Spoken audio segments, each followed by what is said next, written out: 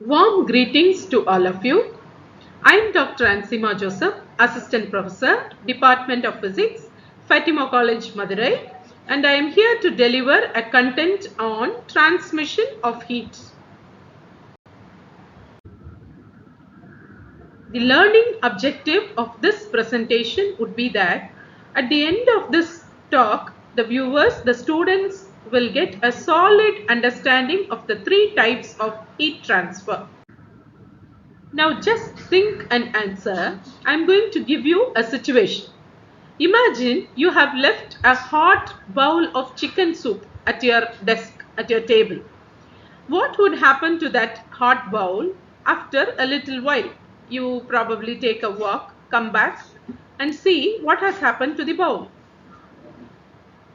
Now think of a cup of jigirdanda, that unique, delicious beverage of our Madurai city, and you have left that jigirdanda cup at your desk. What would happen to that after a while? The chicken bowl will cool. Yes, that hot boiling chicken soup bowl which you had, it would get cooled off. Similarly, the jigirdanda, it would have got melted down until they reach the temperature of the room. Yes.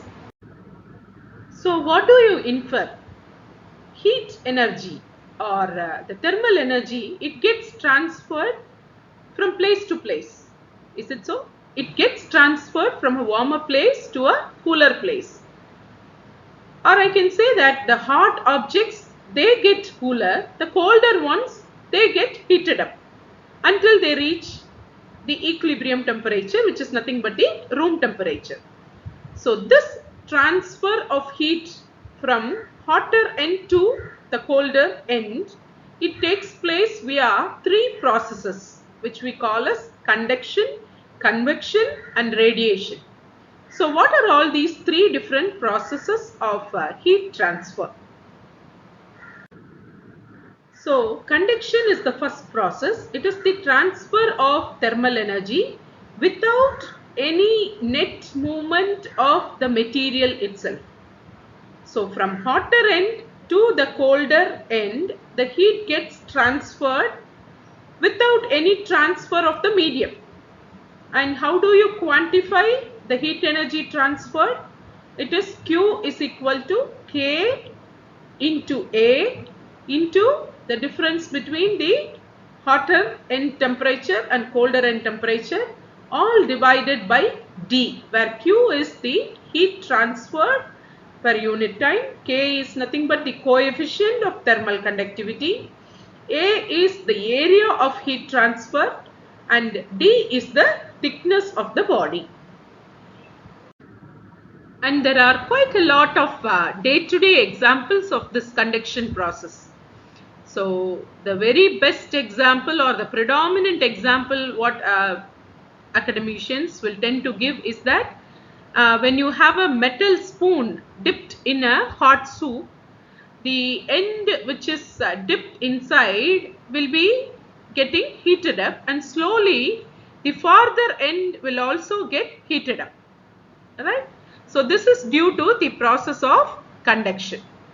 Similarly, we can think of ironing cloths, cooking on a gas stove, ice melting in hand, computer CPUs getting heated up, car engine cooling and lighting a matchstick, and hot coffee in a mug. So think of each of these situations. We will realize that the heat energy gets transferred without the actual transfer of the molecules or the material medium which is taking place. So think of the ironing cloth situation.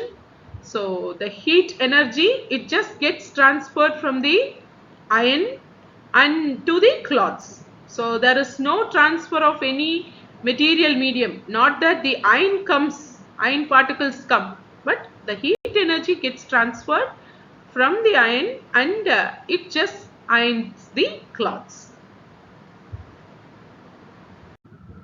So what is the second process? of heat transfer? It is convection. So convection is the transfer of heat through the movement of fluids. When I say fluids, it could be the thermal energy or the gases or even the liquids even. So the best example could be the heating of water in a pot on a gas stove. So as the water at the bottom of the pot gets heated up through the flames coming from the gas stove, what happens? The water becomes less dense and it will start rising to the upper surface. So cooler water which are present, water molecules which are present at the surface will then sink to the bottom. So this hot water will tend to rise up and cooler ones will tend to sink down, creating a circular motion which you call it as the convection current. How do you quantify the amount of heat transferred through this convection process? Q is equal to HA delta T, where H is the convective heat transfer coefficient, A is the surface area through which heat is transferred, and delta T is the temperature difference between the surface and the surroundings. So what are the practical day-to-day examples of convection process? Ocean currents, the atmospheric circulation, creating depressions, storms, cyclones, hurricanes, all this will come into the convection process. Radiators in our homes, hot air balloon, sea breezes even, and even the air condition. So all these are the day-to-day practical examples of convection process. Now, what is this radiation process? The third type of heat transfer. So it refers to the emission and propagation of energy through a space or a material medium. So the prime example of radiation is sunlight. The sun radiates energy in the form of light and heat, and it reaches the earth through the vacuum of space. So how much is the energy transfer that happens because of radiation process?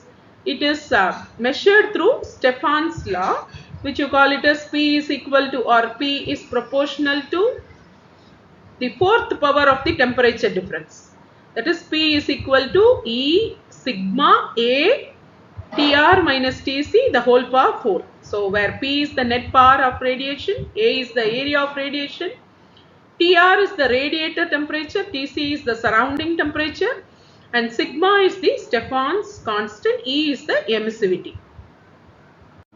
So the best possible day-to-day examples of radiation is the propagation of sun's electromagnetic energy, X-rays, microwave ovens, so radio waves, and even the Wi-Fi signals communication, the remote control MRI scans, UV light transmission, all this happens through radiation.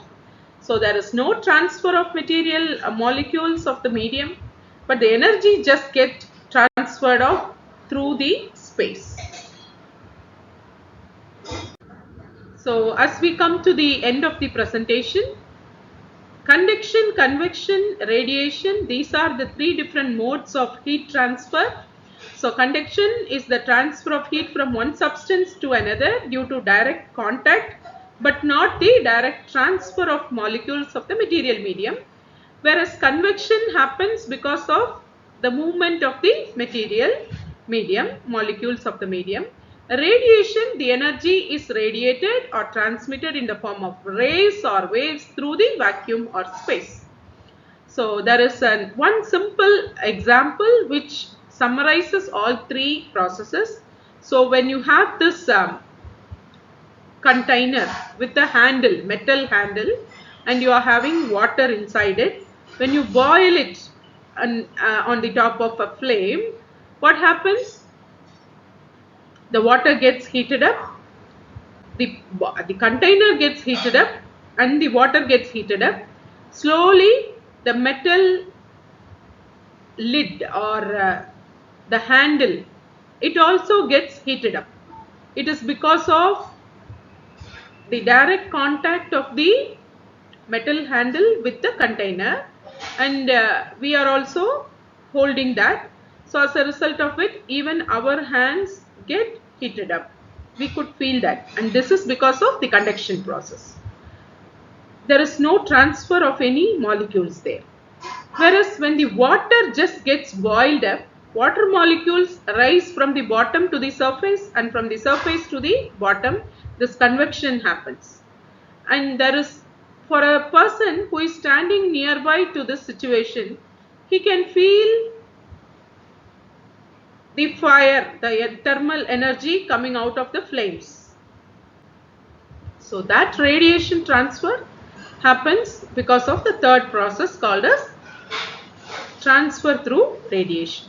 So this one simple example summarizes all three processes. So that's the end of this small presentation. Thank you, all of you.